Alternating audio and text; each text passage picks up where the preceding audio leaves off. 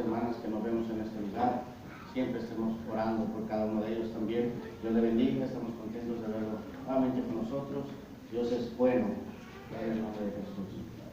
Primera de Samuel, capítulo 4.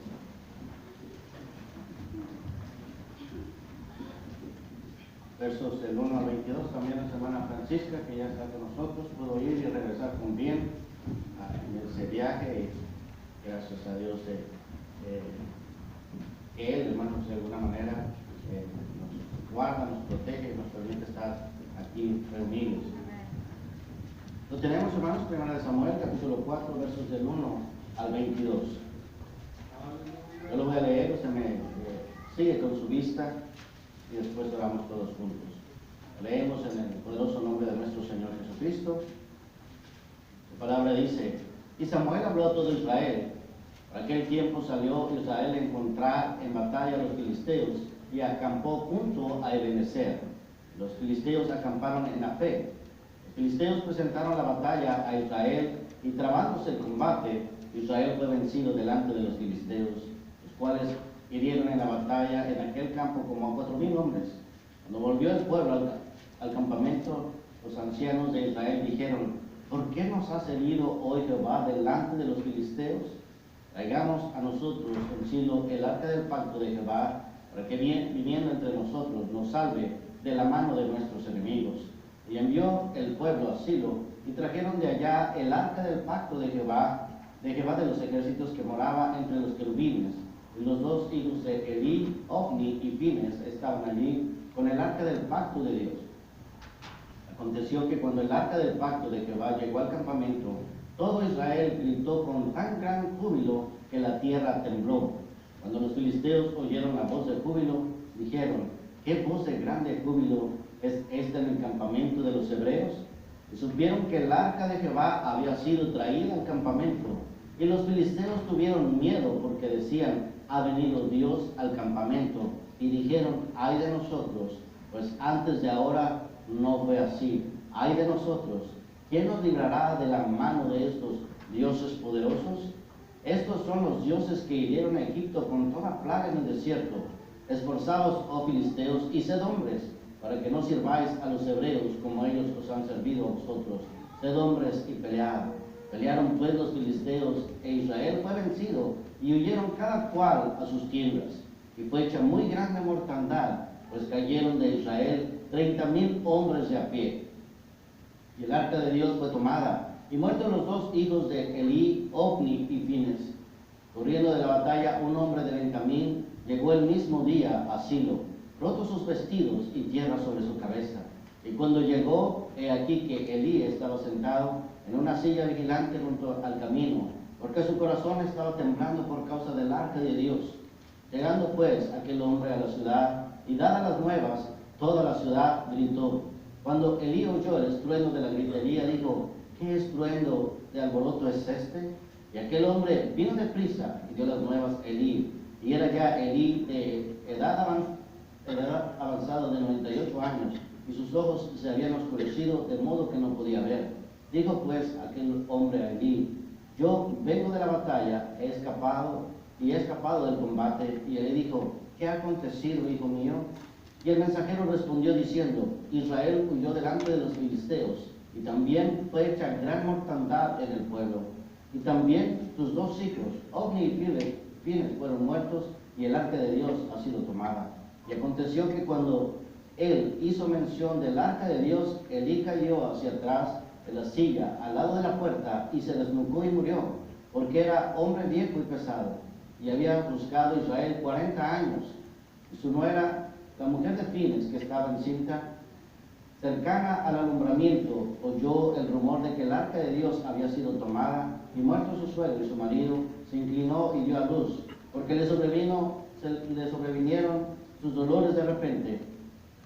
Y al tiempo que moría, le decía a los que estaban junto a ella: no tengas temor, porque has dado a luz un hijo. Mas ella no respondió, ni se dio por entendida, y llamó al niño Icabod, diciendo: traspasada es la gloria de Israel, por haber sido tomada el arca de Dios, y por la muerte de su suegro y de su marido. Dijo pues: traspasada es la gloria de Israel, porque ha sido tomada el arca de Dios.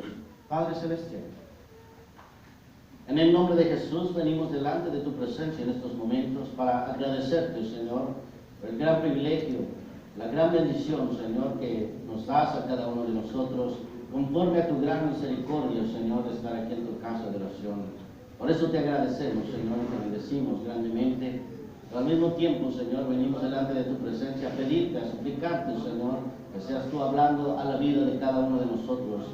Como siempre te ruego, úsame solamente como un instrumento, Señor, que mi voz, Señor, sea usada por ti para hacer oír tu palabra y que ésta llegue al corazón de cada uno de nosotros. Señor, te agradezco porque a través del tiempo y últimamente, Señor, he visto cómo cada uno de nosotros, Señor, nos esforzamos no solamente por escuchar tu palabra, sino por obedecerla. Por eso te sigo rogando, Señor, que nos ayudes a cada uno de nosotros a ser hacedores de tu palabra y no tan solamente oidores, Señor. Te lo pedimos todo esto en el nombre que es sobre todo nombre, en el nombre de nuestro Señor Jesús. Amén. Pueden sentarse, hermanos. Y con la ayuda de nuestro Dios quiero hablar un momento bajo el tema de algo que hemos hablado, hermanos, a través del tiempo, y con la ayuda de nuestro Dios quiero hablar sobre el tema recuperando la gloria perdida.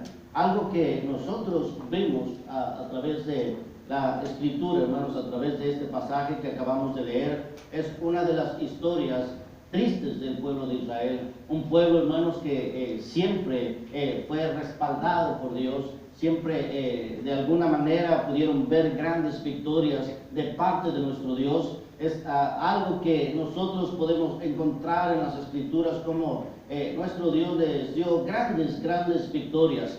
Pero cuando vemos, hermanos, a través de la Escritura, nos damos cuenta que la Escritura nos relata, este pasaje nos relata de cómo habían peleado contra los filisteos, estaban de alguna manera peleando contra ellos, y dice la Escritura que en un momento en el cual se enfrentaron, la batalla se puso fuerte, se puso dura, y vemos, hermanos, que dice la Escritura que Israel fue vencido, fue en aquel momento derrotado. La Escritura dice que volvió al pueblo, y cuando los ancianos escucharon, ellos preguntaron a Dios, ellos consultaron a Dios de alguna manera, preguntando cuál había sido la razón por la cual habían sido derrotados entre o delante de los filisteos. Pero vemos, hermanos, que en aquel tiempo lo que realmente sucedía con el pueblo de Israel es que se habían alejado completamente de los caminos de Dios, se habían apartado, hermanos. Era un pueblo el cual realmente en esa generación se esforzaba muy poco por buscar a Dios. Puedo ver a través de algunos pasajes cómo era un pueblo que se había conformado, que ellos creían que de la manera que estaban viviendo su vida en el caminar con Dios era la correcta. Ellos se habían en cierta manera conformado, relajado. Vemos que por esta causa, hermanos, como hemos visto, nuestro Dios no hablaba al pueblo, no había visión con frecuencia, como dice la Escritura. Ahí usted puede ver en 1 Samuel capítulo 3 verso 1, porque hemos visto estos versos. Dice ahí: el joven Samuel ministraba a Jehová en presencia de Elí, y la palabra de Jehová escaseaba en aquellos días, no había visión con frecuencia. Y esto es por causa, hermanos, de la desobediencia del pueblo. No había de alguna manera un interés en buscar el rostro de nuestro Dios. Ellos se sentían cómodos, conformes con lo que estaban viviendo. Y vemos que por esta causa, hermanos, nuestro Dios, dice la Escritura, que en aquel momento, en aquel tiempo, su palabra escaseaba y no daba visión con frecuencia. Es algo que nosotros vemos, hermanos, que la Escritura nos relata, y es por eso que notamos, y como vimos en los versos, nos damos cuenta que el pueblo de Israel, hermanos, es derrotado, y fueron heridos varios hombres en aquel momento. Dice el verso 2, dice: y los filisteos presentaron la batalla a Israel, y trabándose el combate, Israel fue vencido delante de los filisteos, los cuales hirieron en batalla en el campo como a 4,000 hombres, dice la Escritura. Entonces, esto sucede, hermanos, mientras ellos estaban peleando. Algo que me llama la atención, y podía yo ver ahí en el verso 1, dice la Escritura, y Samuel habló a todo el pueblo. Por aquel tiempo salió Israel a encontrar en batalla a los filisteos y acampó junto a Ebenezer. Algo que notamos, hermanos, dice que hasta aquel momento ellos habían acampado en Ebenezer. Y Ebenezer quiere decir, hasta aquí nos ayudó Jehová. Hasta ahí Dios nos había ayudado por su misericordia. Hasta ahí Dios de alguna manera nos había guardado por su misericordia. Pero vemos, hermanos, que se presenta la batalla y lo que resulta es que ellos son derrotados.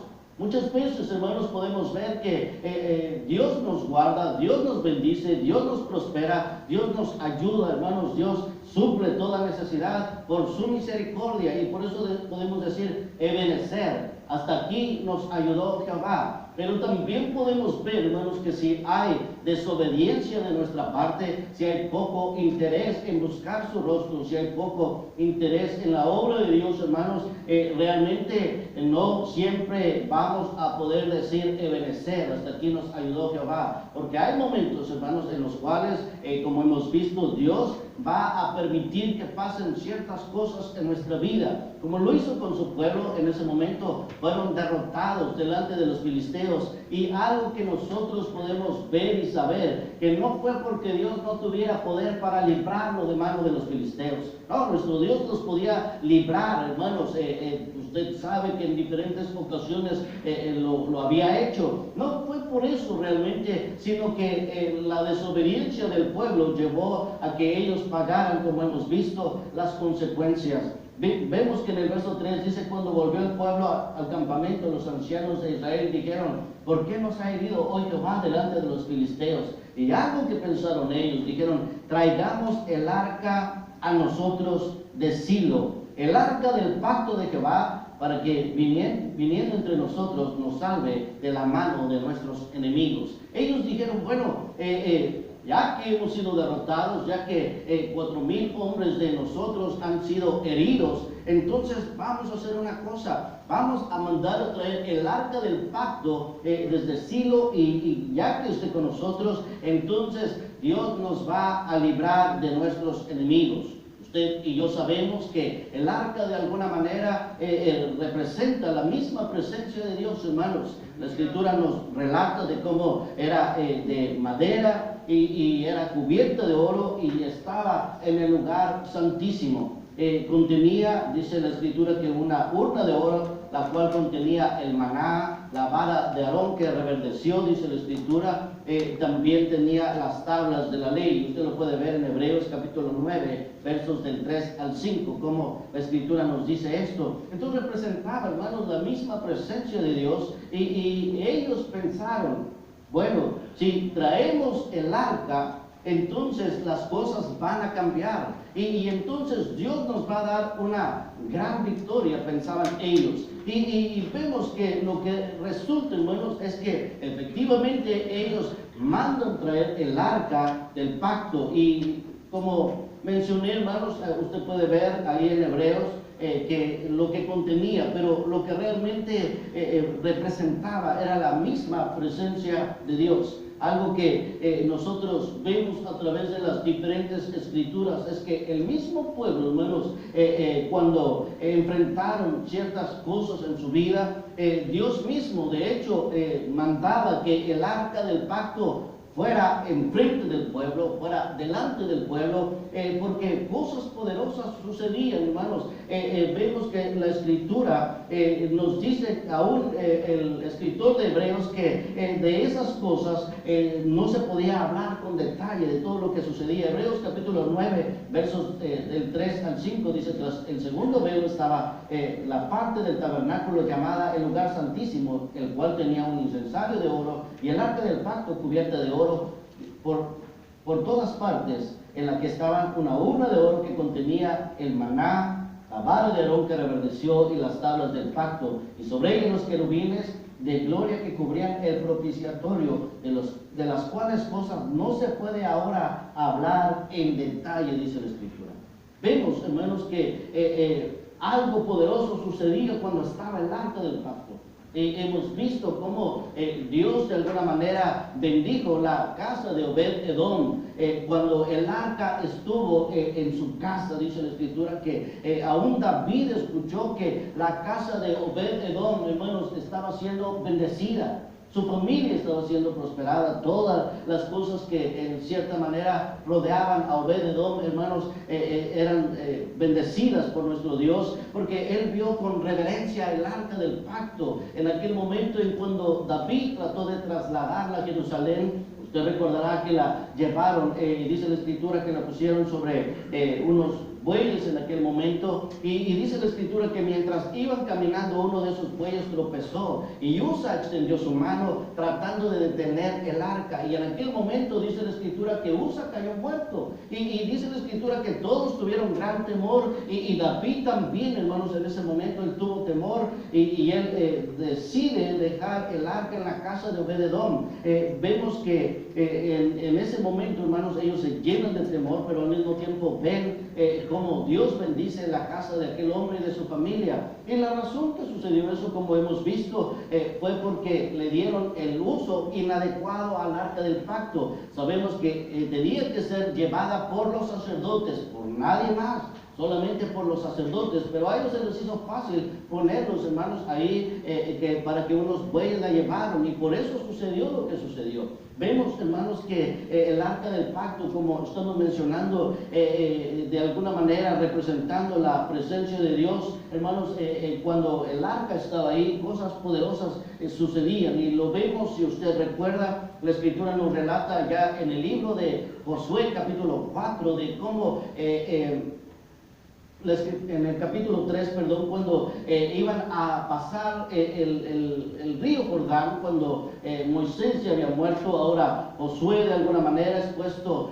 como sucesor de Moisés. Dice la Escritura que en aquel momento, hermanos, cuando ellos iban a cruzar el Jordán, nuestro Dios les dice claramente de cómo ellos tenían que hacer. Los sacerdotes tenían que llevar el arca del pacto, y al mismo tiempo, hermanos, dice la Escritura que iban a entrar 12 hombres, ¿verdad? Si usted recuerda, y esto es bien interesante porque de ahí uno puede hablar de muchas enseñanzas. La Escritura nos relata que 12 hombres iban a entrar también, uno de cada tribu, porque iban a hacer algo poderoso, hermanos, en ese momento. El arca del pacto iba a entrar en el río Jordán. Usted sabe que estaba el río Jordán, y de alguna manera era, por así decirlo, un obstáculo para ingresar a la tierra prometida. Pero para Dios no hay nada imposible, hermanos, nada. Y Él no necesita de un puente para que su pueblo llegue al otro lado. No, nuestro Dios tiene poder de hacer grandes prodigios y milagros, hermanos. Y dice la Escritura que en aquel momento nuestro Dios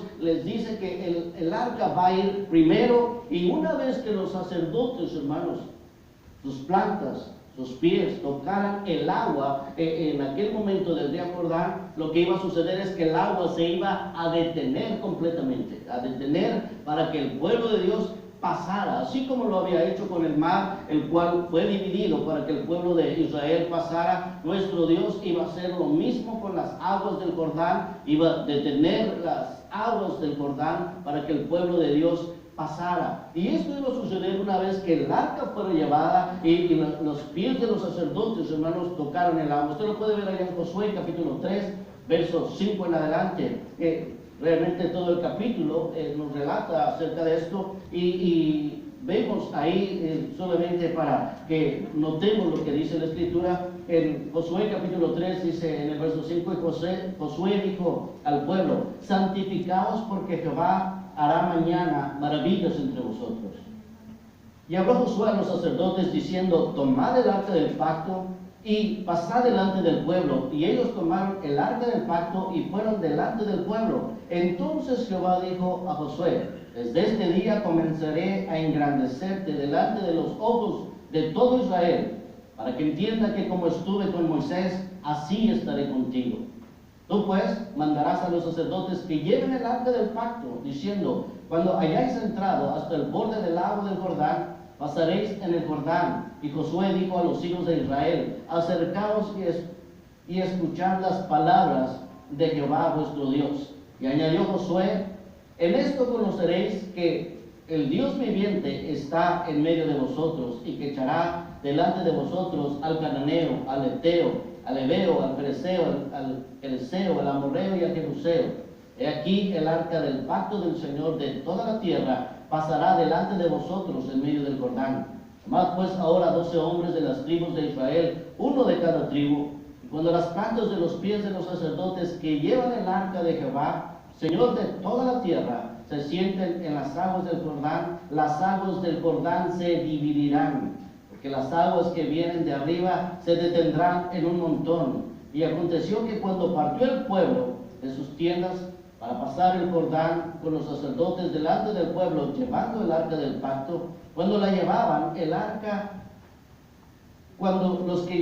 arca, en el Jordán, y los pies de los sacerdotes que llevaban el arca fueron mojados a la orilla del agua. Y mire lo que dice ahí: porque el Jordán suele desbordarse por todas sus orillas todo el tiempo de la siega. Las aguas que venían de arriba se detuvieron como un montón, bien lejos de la ciudad de Adán, que está al lado de Zaretán, y los que descendían al mar de Arabá, al mar salado, se acabaron y fueron divididas, y el pueblo pasó en dirección de Jericó. Mas los sacerdotes que llevaban el arca del pacto de Jehová estuvieron en seco, firmes en medio del Jordán, hasta que todo el pueblo hubo acabado de pasar el Jordán, y todo Israel pasó en seco, dice la Escritura.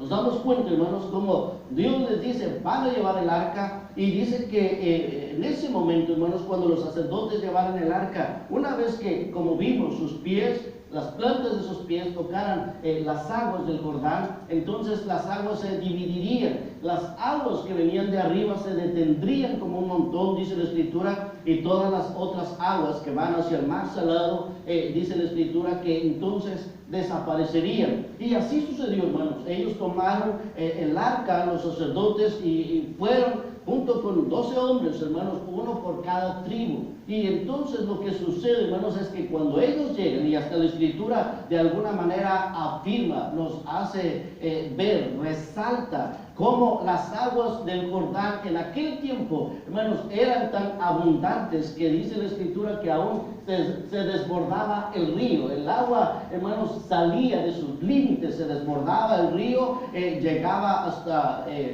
lejos, más lejos de lo normal. Entonces, hermanos, en aquel momento cuando los sacerdotes iban, dice la Escritura, que en ese momento, una vez que ellos pisaron el agua, se detuvo el agua que venía de arriba, hermanos, como un montón, y dice bien lejos, se detuvo bien lejos, hermanos, y entonces el agua se fue desapareciendo, el agua que iba corriendo hacia el mar salado, dice la Escritura, que fue desapareciendo. Y entonces ahí estuvieron los sacerdotes en medio del Jordán, todo el pueblo de Israel comenzó a pasar, hermanos, y ellos se estuvieron ahí en ese momento hasta que todo el pueblo terminó de pasar, y dice que pasaron en seco. La razón, hermanos, que había 12 hombres, uno de cada tribu, es porque Dios mismo había dicho que una vez que el pueblo pasara, iban a tomar aquellas piedras, 12 piedras, para que quedara como testimonio, dice la Escritura, en donde los pies de los sacerdotes estuvieron parados, iban a tomar esas piedras del Jordán, las iban a sacar, hermanos, y las iban a dejar afuera, haciendo un montón de 12 piedras. Y esto era con el propósito de que posteriormente, hermanos, si alguien preguntaba ¿qué son estas 12 piedras? Los hijos de ellos preguntaron, bueno, ¿y por qué están estas 12 piedras aquí en este lugar? Ellos iban a testificar, iban a decir, hermanos, con sus palabras, mostrando que nuestro Dios había de alguna manera separado las aguas del Jordán para que el pueblo de Dios